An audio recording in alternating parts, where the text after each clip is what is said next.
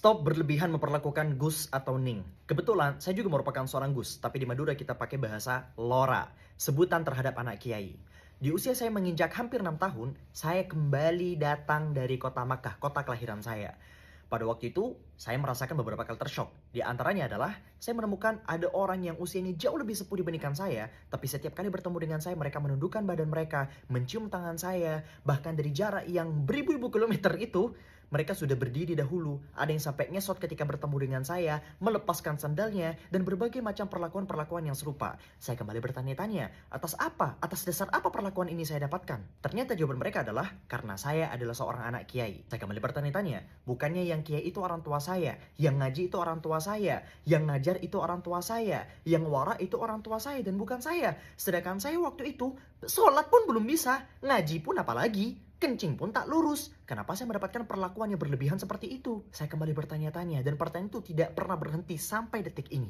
Apalagi saya menemukan hari ini banyak sekali Gus atau bahkan Lora yang bukan lagi jemaahnya yang mencium tangannya dia, tapi dianya sendiri menyodorkan tangannya dia terhadap para jamaah, terhadap para santri-santri itu.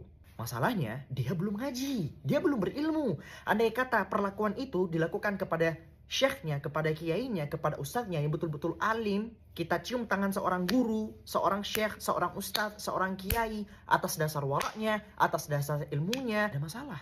Tapi kepada anaknya masih kecil yang kuncingnya pun tak lurus itu, buat apa? Ini hulu, ini berlebihan. Sebagian di antara mereka ketika saya tanya, kenapa mereka memperlakukan saya seperti itu, mereka menjawab, ini adalah adab. Saya kemudian jawab, adab? Tidak dengan seperti ini caranya. Adab adalah dengan memperlakukan saya dengan baik dan tidak perlu berlebihan. Cukup dengan tidak menghina saya, cukup dengan tidak mengganggu saya, cukup dengan tidak berlebih-lebihan terhadap saya. It's enough. Saya dengan orang tua saya berbeda. Orang tua saya sudah lama sekali usianya pantas, ilmunya pantas, waraknya pantas. Saya masih cinta terhadap dunia. Untuk apa diperlakukan seperti itu? Gus-gus yang lain, yang masih kecil, yang tidak teruji waraknya, tidak teruji ilmunya. Untuk apa diperlakukan seperti itu? Mari beradab, tapi jangan berlebihan.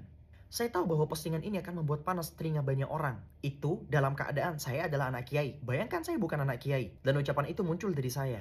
Lebih panas bagaimana lagi? Sudah, sekarang ini 2024. Orang-orang itu sudah bisa mikir semua. Maka berpikirlah dengan jernih. Jangan perlakukan orang berlebihan. Di TikTok ini banyak sekali Gus dan Ning yang mereka itu tidak pernah merepresentasikan orang tua mereka. Ilmu pun tidak pernah mereka tampakkan di TikTok. Yang mereka share apa? JJ dan sebagainya. Tapi perlakuan masyarakat tetap cium tangan, nunduk-nunduk dan sebagainya. No, saya gak ada problem lagi dengan para Gus dan Ning. Jadi problem adalah kenapa masyarakat tetap memperlakukan mereka sama.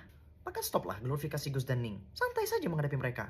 Yang penting kita tidak sul adab, yang penting kita tidak menghina